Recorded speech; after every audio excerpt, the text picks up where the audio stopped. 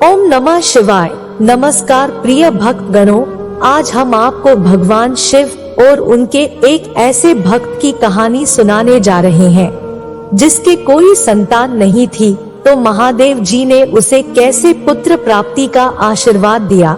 और विशेषकर ऐसे लोग इस कथा को जरूर सुने जिनको अभी तक संतान प्राप्ति नहीं हुई है और इस कथा को सुनकर शिव जी से पुत्र प्राप्ति का आशीर्वाद प्राप्त करे।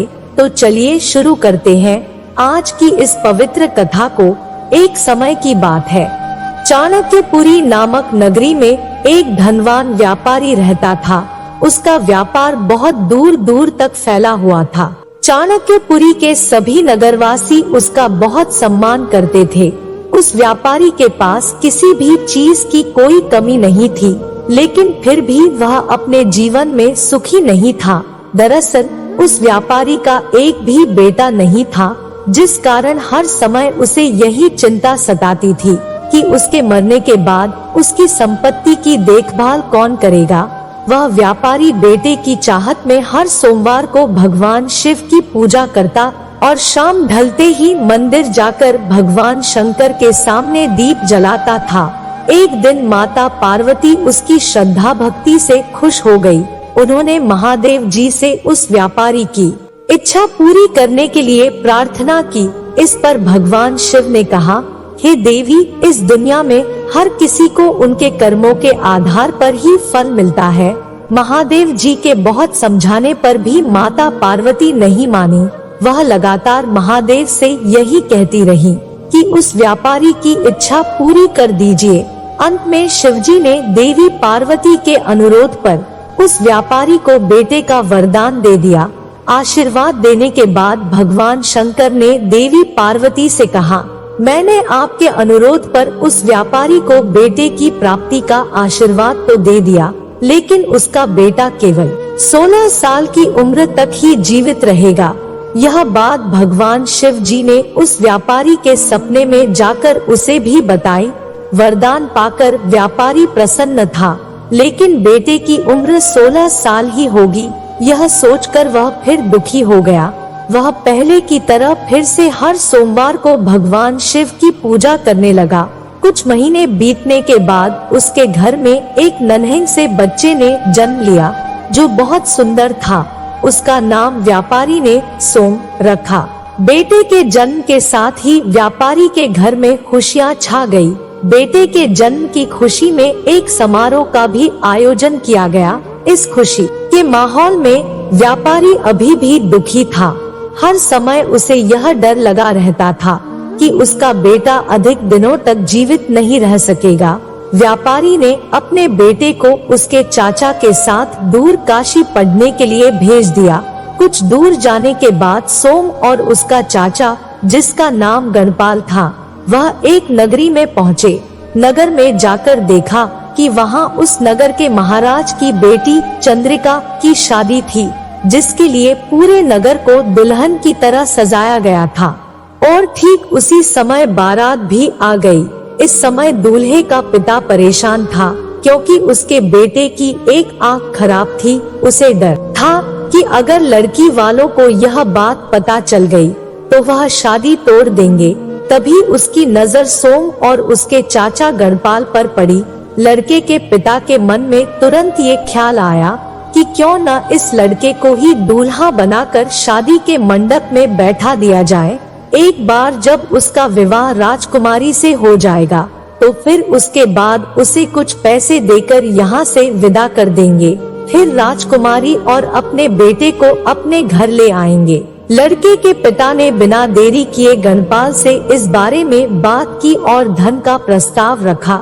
गणपाल ने पैसों के लालच में आकर तुरंत हाँ बोल दिया और सोम को दूल्हा बनाकर मंडप में बैठा दिया। यहाँ राजा ने राजकुमारी का कन्यादान कर विवाह संपन्न कराया और बहुत सारी संपत्ति के साथ अपनी बेटी को विदा किया। शादी के बाद जब सोम वहाँ से लौट रहा था तो उसे लगा कि झूठ बोलना सही नहीं है और उसने राजकुमारी चंद्रिका के दुपट्टे पर सारी सच्चाई लिख दी। सोम ने लिखा, प्रिय राजकुमारी चंद्रिका, तुम्हारे साथ छल हुआ है। तुम्हारा विवाह मेरे साथ कराया गया है। मैं कोई राजा का पुत्र नहीं, मैं तो एक व्यापारी का पुत्र हूँ और फिलहाल पढ़ाई के लिए काशी जा रहा हूँ। तुम्हारी शादी जिससे तय हुई थी उसकी एक आंख खराब है। राजकुमारी ने यह सच जानने के बाद उस लड़के के साथ जाने से इनकार कर दिया और अपने पिता के साथ ही रहने लगी। उधर सोम काशी के गुरुकुल में पहुंचकर पढ़ाई करने लगा। धीरे धीरे समय बीतता गया और सोम 16 साल का हो गया। इस दौरान उसने एक महायज्ञ का आयोजन किया। यज्ञ समाप्त होने के बाद सोम ने सभी ब्राह्मणों को खाना खिलाया और उन्हें कपड़े दिए। सारे काम खत्म करने के बाद सोम रात में अपने कमरे में सोने चला गया। भगवान शिव के वरदान के मुताबिक उसी रात सोम के प्राण चले गए।